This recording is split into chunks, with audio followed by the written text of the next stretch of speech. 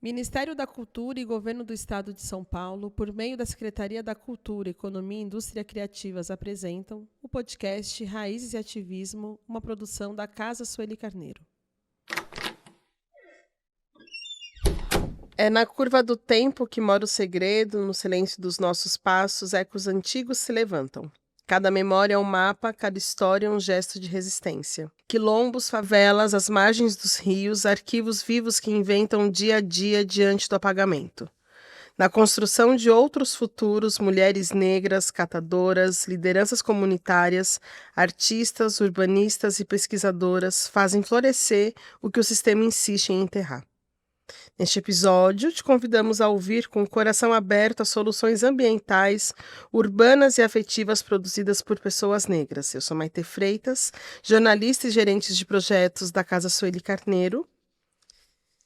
E hoje nós vamos conversar com duas mulheres que escrevem, pensam e atuam no encontro entre memória, cidade e resistência. A escritora e artista plástica, integrante do coletivo Carolinas e Cifirminas, Marli Aguiar, e a jornalista pesquisadora militante negra, Luciana Araújo. Bem-vindas. Obrigada. Obrigada, bom dia. Bom dia. Marli, você dá a honra de ter uma leitura de um texto seu? Para a gente abrir o episódio de hoje? Com todo carinho.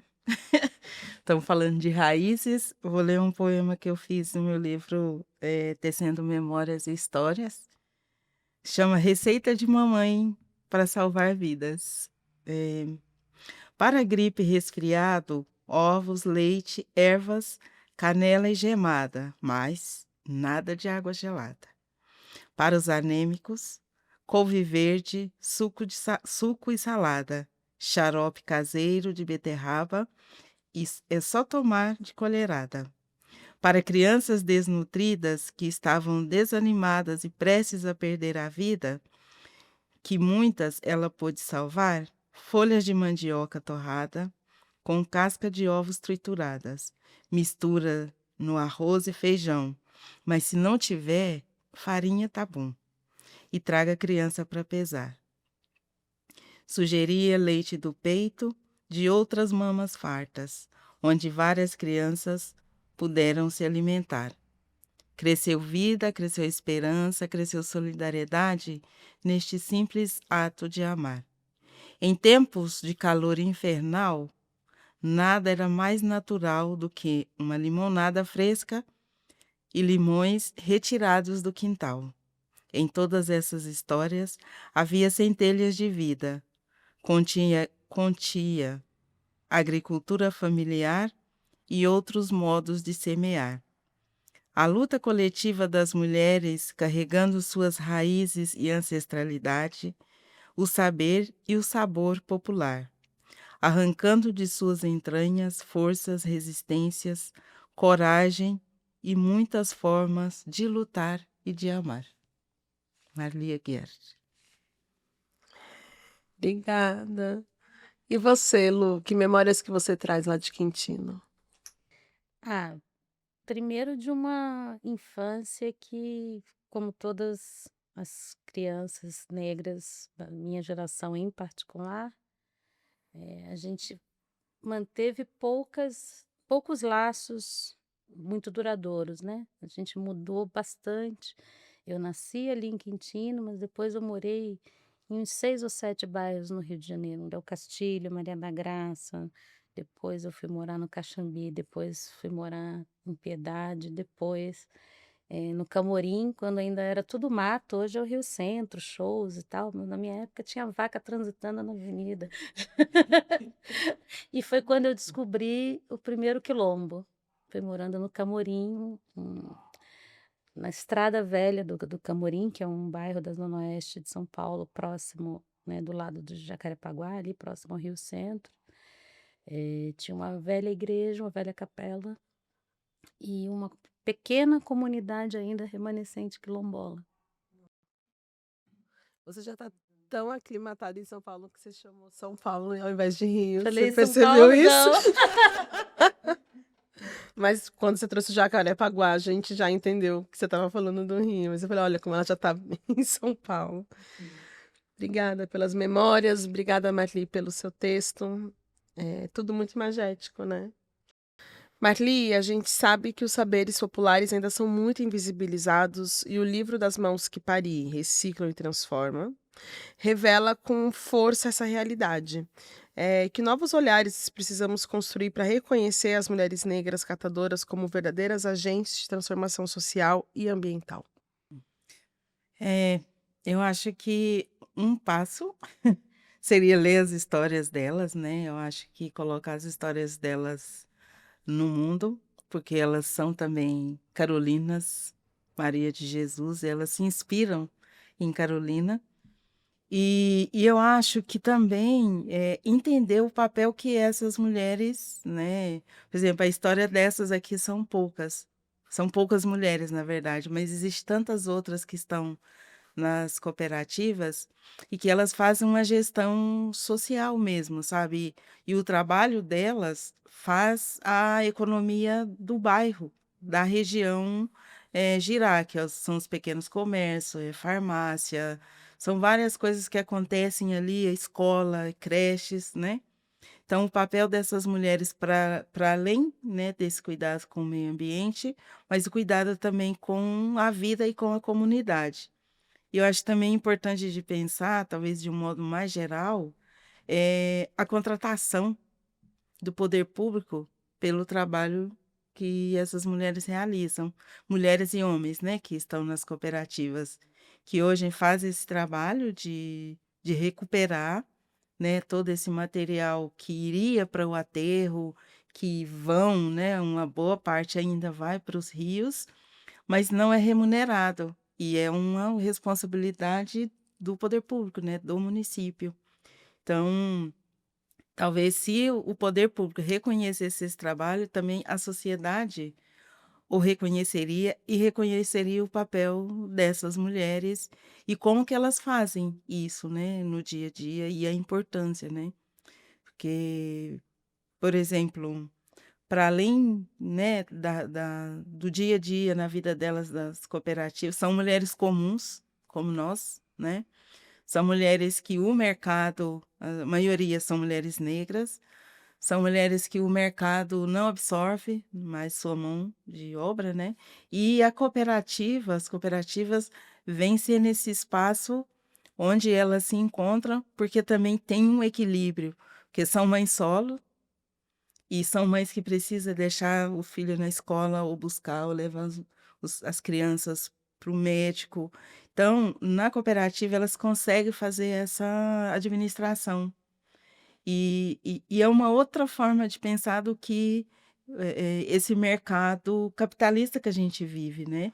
Embora não a gente infelizmente não saímos, né, desse sistema que a gente vive, mas é uma outra forma também de pensar a vida, né, nessas tecnologias que elas utilizam para continuar trabalhando, de ter um recurso para sustentar a sua família, porque a renda vem daí, né?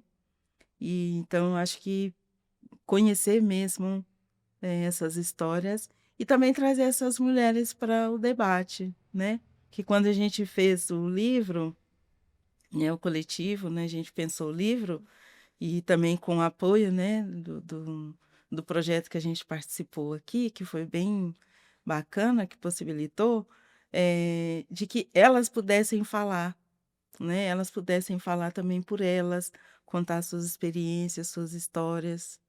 E isso vem acontecendo também, que tira elas da invisibilidade, que vão para as escolas, né? Fazem o debate, ensina sobre o processo de reciclagem, como que acontece no dia a dia delas. Então, acho que isso seria um dos caminhos, né? A partir dessas histórias, enfim, dessa experiência que a Mari traz e tantas outras, a gente entende que o cuidado com a terra é também um cuidado com o corpo e com a memória. E esse cuidado passa também pela forma como a gente pensa a cidade, os territórios, os direitos ambientais e urbanos. Então, eu queria que você falasse um pouco. Primeiro, dizer que você nos fez enxergar a presença negra e uma urgência, né, por visibilizar uma história que estava quase caindo num senso comum de tentar naturalizar, né, encontrar um sítio arqueológico e o que que isso significa.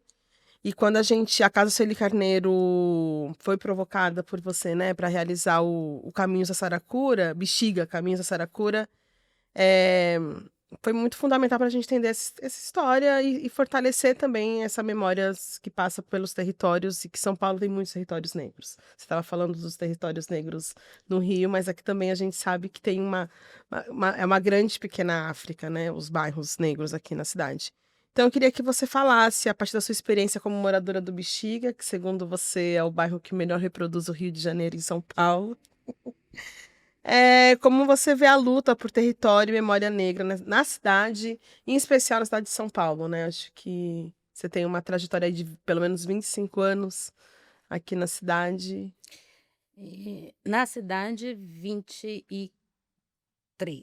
2 anos, quando eu cheguei a São Paulo, eu fui morar em São Bernardo primeiro.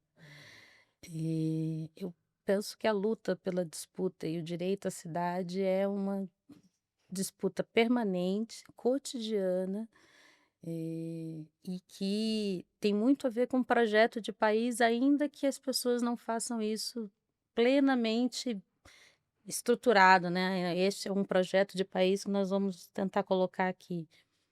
A gente lá no Bexiga tem debatido muito a importância de que a preservação dessa materialidade do quilombo, para nós, ela está muito associada à preservação de modos de vida que, na nossa leitura, eu moro no bairro, vai fazer 18 anos já, mudei para lá em 2007, e na nossa leitura individual e coletiva tem muito a ver com o fato dali ter sido um quilombo. Por que uma população negra tão grande ainda resiste no centro de São Paulo, onde se tentou apagar não só a nossa história, mas a nossa presença? O Bexiga tem pelo menos essa agora do metrô. É a 8ª ou 9ª leva de projetos de desenvolvimento associados sempre à expulsão da população negra. O Bexiga deu origem a vários bairros de São Paulo, né? E ainda assim conseguiu uma população importante do ponto de vista do centro de São Paulo. É um ponto fora da curva.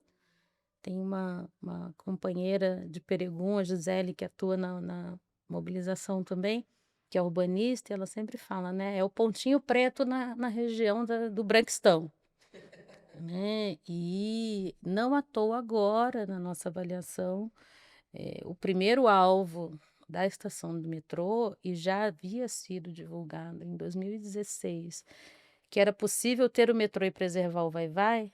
Não à toa o primeiro alvo foi a sede do Vai-Vai, porque é uma forma de desarticulação não só do carnaval, e quando eu digo só o carnaval é no sentido de pensar, né, uma estrutura que hoje é uma estrutura profissionalizada, comercial, de montagem de um desfile, mas mesmo aí você tem trabalho o ano inteiro, você tem produção de saberes, pesquisa. Mas o Vai-Vai é muito mais do que isso, e era naquele território muito mais do que isso. Era um polo de articulação social, cultural, religiosa, né? E que, se você dispersa isso, se torna mais fácil tirar a população negra e pobre daquele território. E acho que essa pergunta vocês duas poderiam contribuir, assim, que é qual o papel dos coletivos culturais, das mulheres e das comunidades na defesa desses locais, assim. Acho que você pode continuar, Lu, porque e a Marli emenda. Acho que das mulheres, Marli falando, eu pensava muito, né? Hoje é meio modinha, né? Ai, o veganismo, ai, a reciclagem. Mas se a gente for pensar direitinho, voltar no tempo, quem foram as precursoras, né, de uma alimentação de base vegetal muito forte e do reaproveitamento de tudo? A minha mãe reaproveitava de tudo da vida. Quase não se produzia lixo na minha casa. Seja pela falta, pela carência, mas não só, também por tecnologia de sobrevivência, né? De Talvez alimentar até muita gente, para se precaver da carência, para né? se precaver da carência, para fazer render. né? Não era só porque não tinha. Então, penso que as mulheres, particularmente as nossas mulheres negras, as nossas ancestrais, que nos deixaram esse legado, têm um papel fundamental no processo de preservação da natureza do país, da vida. E no caso ali do Bexiga, de toda uma. Toda uma superestrutura e que se mantém até hoje, seja, o fato de ainda termos preservado uma parte da vegetação da Grota do Rio, que tem toda uma vinculação, né, com aquela população que se estabeleceu o primeiro núcleo populacional ali, né, quilombola na margem do rio, mas também pelas práticas de religiões de matriz africana, né. Onde você anda no Bexiga, você vê um vaso com espada de Ançã e espada de Ogum, para todo lado. Para todo lado tem comigo ninguém pode, para todo lado E lá tem abre caminho, pimentinha. tem umas pimentinhas espalhadas. Todo mundo, qualquer esquina. E tem, essa coisa, né, que a gente, fala dos modos de vida, de uma relação de comunidade muito forte. Eu que vim do Rio, né, e o Bexiga é o primeiro lugar onde eu me estabeleci por mais tempo na vida. Minha filha nasceu lá, vai fazer 14 anos. Eh, Essa sociabilidade foi fundamental e é uma sociabilidade basicamente de mulheres negras, mães solos, que uma cuida do filho da outra, uma vai: "Ah, vou na feira, você está enrolada, não está bem? Traz a coisa para você". Tem a sociabilidade de você se encontrar nos eventos culturais, nas festas comunitárias que são frequentes no bairro. Então isso são práticas que têm muito a ver, né, com a nossa ancestralidade quilombola e que sobrevivem no centro de São Paulo, do lado da Avenida Paulista, a um processo contínuo de especulação imobiliária e racismo. Então, isso demonstra a força, né, que esse projeto de país e de sociedade tem, mesmo quando ele não está plenamente articulado. E muito do que a gente quer resgatar com a mobilização é tornar isso um debate consciente, né, assim, estimular cada vez mais, para além do que sempre fez o Vai-Vai naquele território, que as crianças tenham acesso a essa sua história e que a gente possa futuramente ter acesso a como viveram os nossos ancestrais. Tem uma coisa que nos toca muito nessa materialidade do sítio arqueológico, que é as coisas, né, os objetos que estão sendo encontrados ali falam muito sobre a vida da população que resistiu à escravização. Quando a gente, em geral, o que a gente conseguiu resgatar ainda fala muito sobre a morte. Materializa a ancestralidade. Materializa a ancestralidade, potencializa a possibilidade da gente descobrir práticas que eventualmente hoje ainda existam ou que hoje não existam mais e por que elas não existem mais. Isso nos estimula muito. Você, Marli? Eu acho bem interessante porque os temas, as realidades, elas dialogam, né?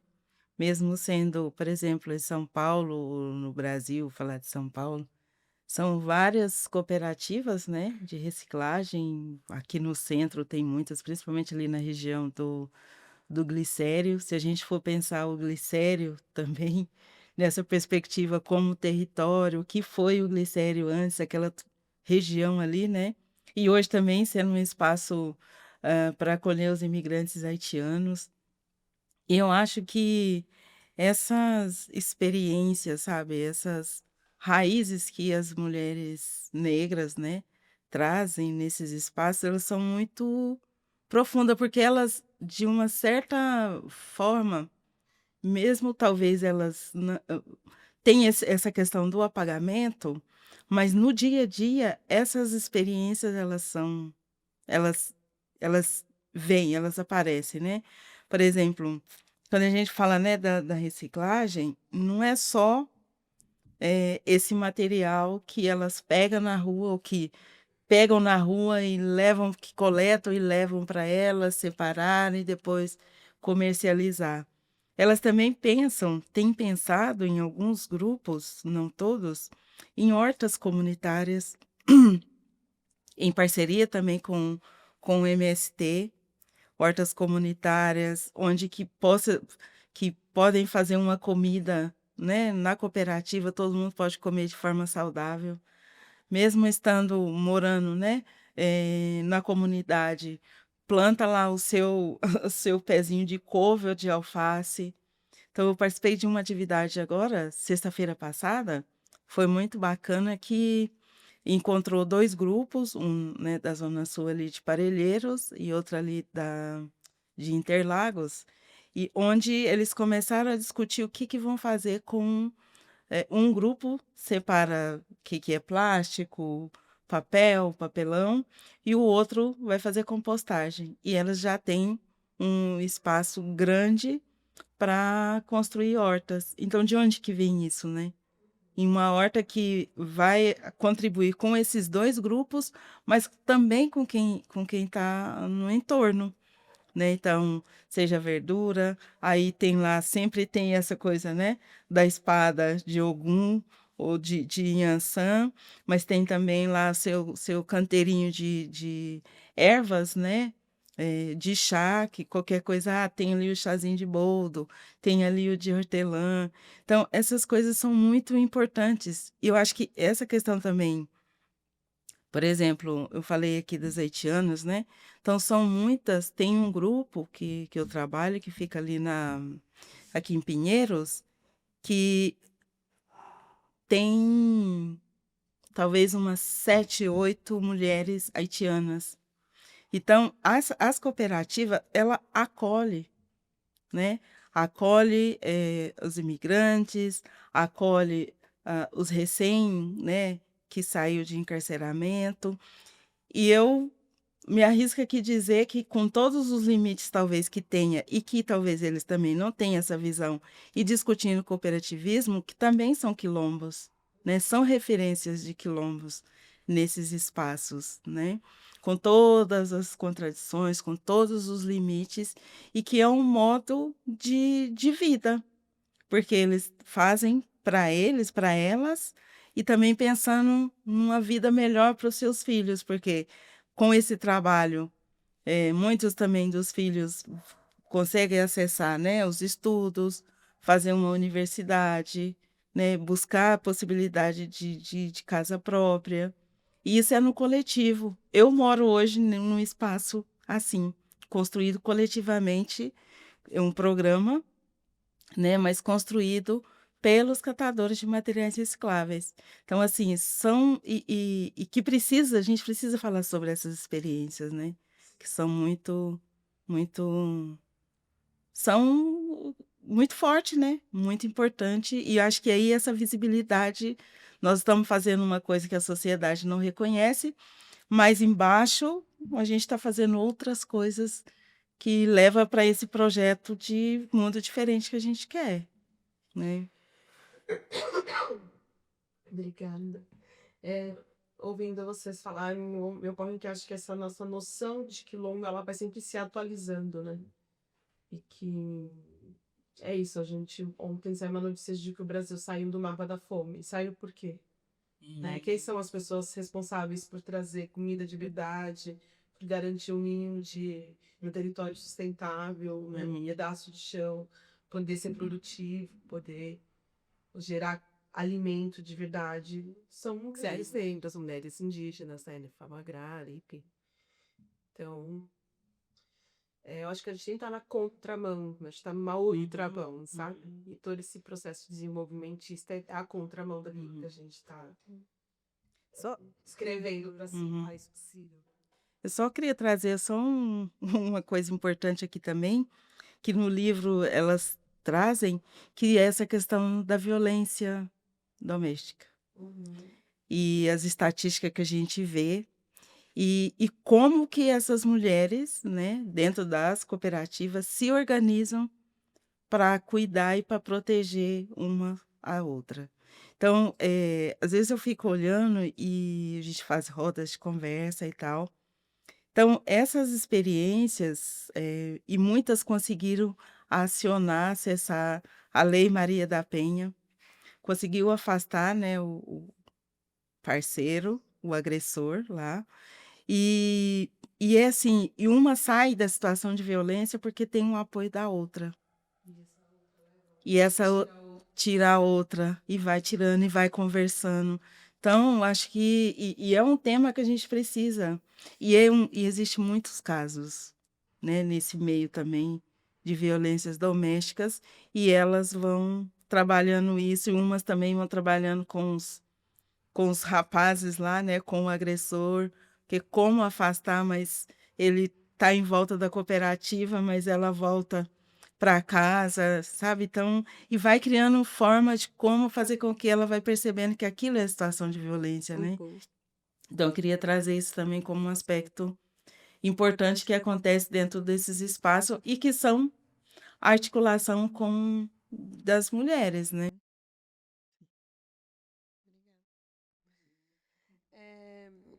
Ainda pensando aqui as cidades, né, e como que elas foram sendo pensadas, acho que em São Paulo a gente tem exemplos a cada dia de bairros que vão sendo gentrificados, achatando, levando, empurrando a população para fora de uma maneira muito violenta, né, e genocida, assim. Então, eu queria que você, Lu, trouxesse assim um pouco uma reflexão sobre como as políticas urbanas, o planejamento e toda essa especulação, as obras vão promovendo esses apagamentos, e como que a gente pode lutar, articular para que a memória negra urbana seja preservada e transformada em direito à cidade. Marli, pode pensar também uma resposta para isso, porque acho que as catadoras elas trazem também algumas sugestões, né, algumas proposições sobre o direito à cidade. São parte fundamental. Marlia falando, eu ia lembrando, o Bexiga tem 2 hortas comunitárias. Uma delas, basicamente, né, existe hoje por conta do trabalho de mulheres, em geral mulheres negras, ali na Rua Maria José. A outra já envolve homens também, mas também tem um protagonismo forte de mulheres, que é no terreno anexo ao Teatro Oficina, que agora está para virar parque, né? Depois de 43 anos, de 44 anos de luta, contra o avanço da especulação imobiliária, vencemos a batalha pelo parque. Mas, como para nossa população nada está nunca garantido, a gente venceu a batalha pelo parque e tem que inaugurar outra, mas sabendo que vai ser a luta que pode levar isso adiante, de garantir que o parque não seja um parque para expulsar novamente a população preta e pobre do Bexiga, e que seja um parque para a população poder usar, para a preservação dessas hortas comunitárias, que tem a ver com essa coisa de manter um modo de vida que não é o modo de vida hegemônico na cidade de São Paulo, que a gente preserve a população que ainda resiste à alta dos custos dos aluguéis, porque nem sempre a expulsão se dá pela desapropriação, e teve muitas na história do Bexiga, mas o custo de vida é cada vez mais alto, né? E o pãozinho a R$ 2 não é para nossa população ficar. Esse processo, né, dos empreendimentos de hospedagem de alta rotatividade, também tem uma característica de um clima mais distanciado, né? Assim, são pessoas que não têm essa relação de interação cotidiana no bairro que a gente vive e que muitas vezes se incomodam. Já teve abaixo-assinado, porque as crianças que brincam na rua de lazer às 3 da tarde de carrinho de rolemã incomodam às 3 da tarde de domingo. Então, são lutas constantes, permanentes. Marlis, quer trazer um trecho de um texto para responder essa pergunta? E aí a gente já abre o próximo bloco. Eu vou ler uma trecho aqui da história da Luciana. A Luciana é uma catadora, ela é de Diadema, tem uma história incrível, escritora, e ela tem calhamaços de histórias do bairro, da vida dela, da cooperativa. E ela diz assim: eu queria um lugar na sociedade. Eu queria voltar a viver como cidadão. Todos os dias, eu levanto da minha humilde cama, deixo os meus sonhos e me visto de coragem. Através do lixo, entre aspas, eu criei meus filhos. Ele deu, ele nos deu sustento, moradia e dignidade. Meus filhos hoje trabalham comigo, mas estudam para terem conhecimentos. Tomei consciência desta realidade a partir da minha precisão extrema de quando me separei do pai dos meus filhos. Quando estávamos juntos, a gente vivia bem, tinha casa e tive minha primeira filha, mas a partir de uma traição e de violência doméstica. Eu sofria violência doméstica, mas eu não identificava, achava que aquilo era amor. Da Luciana. E eu acho que essa coisa da moradia nos grandes centros é um grande desafio. É um grande desafio porque, mesmo nas periferias, essa especulação imobiliária está tomando conta. Então, essas pessoas, né, que a gente está trazendo aqui, elas viviam num bairro, mesmo comunidade, né, ou comunidade, mas com a casa já de alvenaria e tal.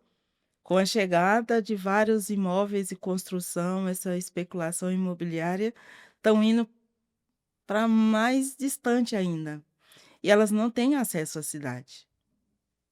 E muitas das cooperadas, logo que eu comecei, né, a trabalhar com elas, digamos, 2005, 2008, por aí, muitas não conheciam o centro de São Paulo. Nunca tinha andado de trem, nunca tinha andado de metrô.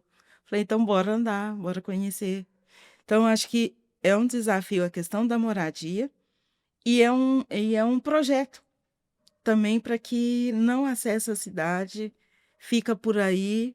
E mesmo, por exemplo, quando a gente vê, né, os jovens de periferia, quando chega na Paulista, como são vistos e como são perseguidos, né, pela polícia. E eu acho também que eu não sei como que a gente discute isso, mas, gente, o que são essas praças no centro da cidade que é tudo cercado, tudo trancado, você não pode desfrutar daquele espaço. E logo é destruído porque vai construir lá os pombais, né? Como diz o Krenak. Então, eu acho que essa questão do acesso à cidade e a questão da moradia é um desafio grande para nós, né? Lembrar e semear é fazer as histórias caminhos. O que hoje chamam de patrimônio, nós já chamávamos de afeto, de terra, território e ancestralidade.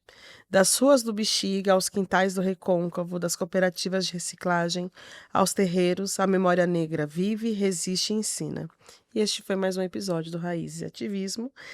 E eu não posso deixar de perguntar sobre a COP, né? Sobre esse processo da COP 30 que acontece em novembro em Belém, e a gente tem acompanhado algumas mobilizações, alguns debates sendo feitos sobre não invisibilizar e não ignorar e silenciar as vozes das comunidades negras e tradicionais que vêm há muitos séculos empunhando todas essas batalhas e lutas que vocês já trouxeram aqui. Então, eu queria que vocês trouxessem um pouco a reflexão como que vocês estão enxergando esse desafio do não silenciamento, da não invisibilidade para a COP30, de todo esse debate que a gente está trazendo. Você começa? Ou eu começo? Pode começar. Penso que o primeiro desafio real que essa COP tem é ouvir as populações negra, indígena, quilombola, ribeirinha, e que vai ser o mais difícil, né? Agora a gente acabou de passar o 25 de julho e no manifesto da Marcha de Mulheres Negras de São Paulo, a gente também fez questão de colocar essa questão, porque é isso que a gente veio conversando aqui, né? A gente tem, particularmente as mulheres negras, e em especial, desde a primeira Marcha de Mulheres Negras em 2015, a gente tem uma formulação de projeto de país e de bem viver que beneficiaria toda a população brasileira, né? E que o Estado brasileiro nos deve, né, a todo esse tempo de nossas sequestro dos nossos ancestrais e de nossa existência aqui nesse território, da onde ainda tentam nos expulsar. Então, acho que esses debates são os debates fundamentais e, como você falou, né, discutir o que que é valor, o que é patrimônio, né, o que que é. A gente começou, por exemplo, na disputa, né, de encontraram algumas materialidades do sítio arqueológico que podem ser do quilombo à época, né, em 2022 se dizia que podia ser, e para nós era uma certeza que era, e era como se nós fôssemos os loucos, as loucas do caquinho. Embora no mundo inteiro se valorize o caquinho das sociedades brancas, só o caquinho do povo preto que foi escravizado, que era o caquinho. Depois começaram a aparecer os objetos associados às religiões de matriz africana, e foi a batalha mais difícil com as empresas, com a empresa que, né, o consórcio de empresas que constrói a estação do metrô. Foi o período em que tentaram nos colocar na parede, tentando convencer a população do bairro de que nós seríamos contra a estação, como se nós não fôssemos trabalhadores que vão e vêm no transporte público, não temos helicóptero nem carrões, para tentar evitar a preservação exatamente do que está sendo apontado agora pelo IPHAN como um provável terreiro, já reconhecido por 11 autoridades religiosas que nós levamos, conseguimos autorização para levar no sítio de diversas nações, da Umbanda, do Candomblé, da Jurema, e que a empresa dizia: não, mas isso aqui é terreno remexido, aterro, é resto de casa. Só que os materiais, os objetos encontrados dentro do espaço do sítio, a própria arqueologia contratada pela empresa que constrói o metrô, em muitos casos apontou como elementos de assentamento. Fora o que não se encontrou, não se identificou antes da gente começar a pressionar, né? Então, esse processo precisava estar no debate da COP. Como é que a gente, de fato, faz política de reparação? Como é que a gente faz política de adaptação climática? Porque é isso. O projeto para o centro é acabar com um pouco que tem, não só para o centro, né? Como falou a Marli. Projeto para as cidades é acabar com um pouco que tem de verde, construir prédio, construir concreto, em contraposição à horta. Aí nós somos apontados como os atrasados. A horta, a reciclagem. A reciclagem serve quando ela é a reciclagem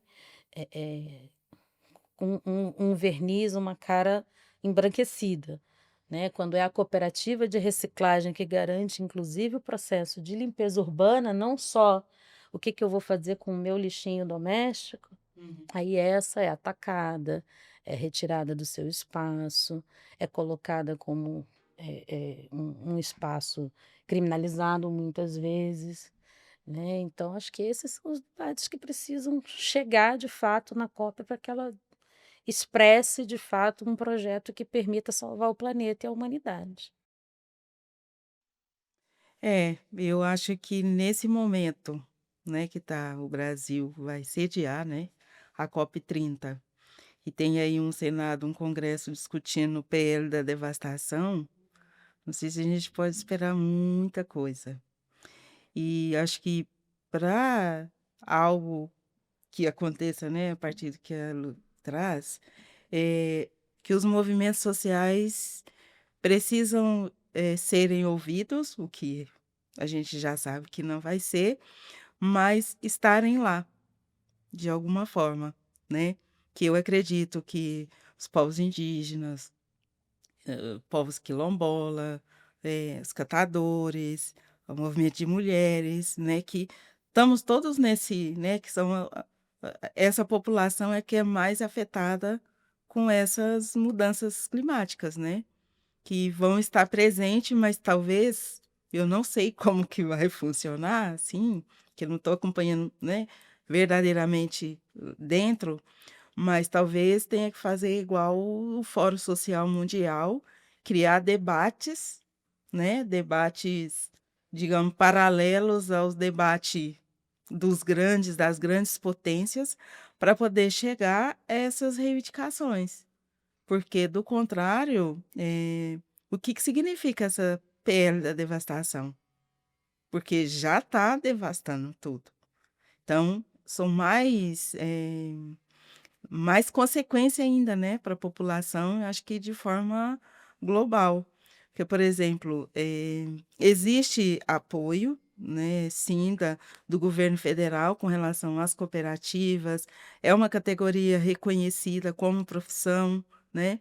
Só que os municípios e os estados não assumem isso como uma forma, além de sustentação, mas também de preservação do meio ambiente. São Paulo estaria pior, né, com relação às enchentes, os alagamentos, os rios mortos, se não fosse o trabalho dos catadores, os catadores de uma forma geral, né, que limpa a cidade e que o estado, a prefeitura, o município, gente, é menos, digamos, menos despesa, né, para o poder público que deveria estar remunerando esses grupos. E que isso reflete também de um modo geral de Brasil. E aí, por exemplo, aí ontem aconteceu lá o tsunami não, né? O vendaval na cidade. Eu, desculpa, eu não vi, eu só fui ver a notícia. E olha que eu estava na rua. E aí a culpa é das árvores, né? A culpa já não tem árvore mais.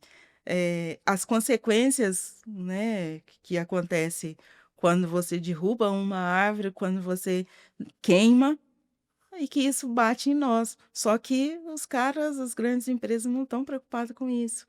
Estão preocupados com mineração, com tirar mais recurso, né, acabar com a terra. Então, acho que isso diz muito sobre um pouco o que que vai ser essa COP. Acho que se os movimentos sociais, de novo, e a população não bater de frente, os caras vão atropelar e tá lá a máquina. Aí a gente vai ver montanhas montanhas de Minas, os minérios aí e a Amazônia sendo levada rio afora e trem afora para fora, né?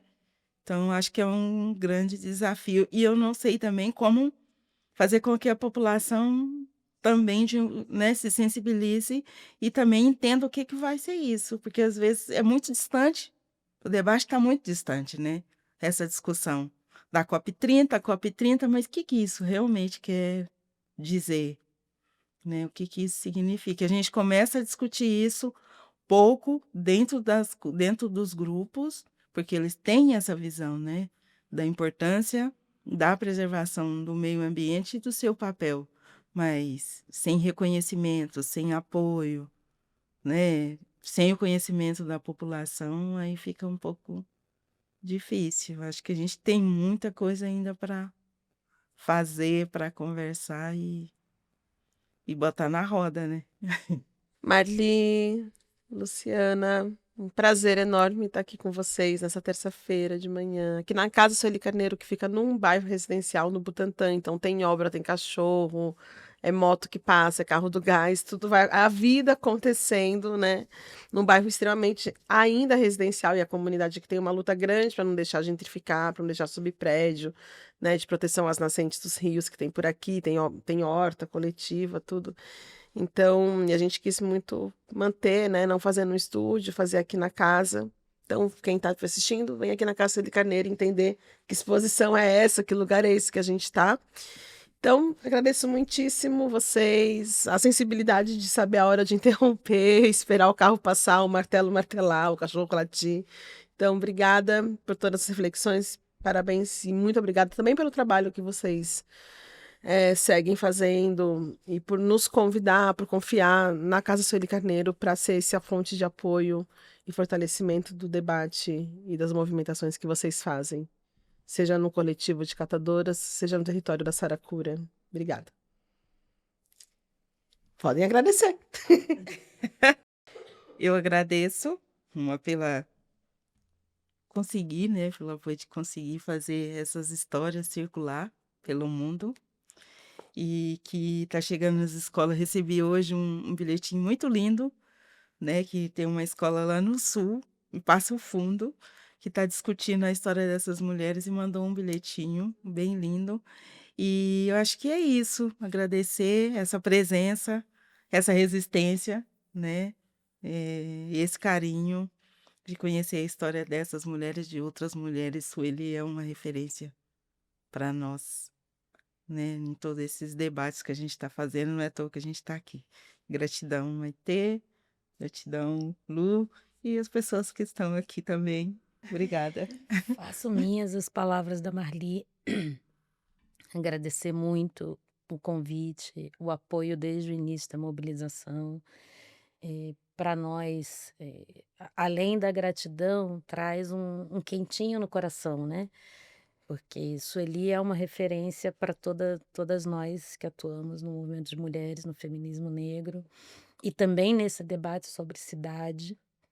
E que a casa que busca preservar o legado dela tenha emprestado essa potência que é Sueli, né, para nos dar esse apoio desde o início da mobilização com o documentário, agora, né, o podcast, e certamente seguiremos nessa parceria. É muito gratificante mesmo, assim, é muito sobre a nossa circularidade preta.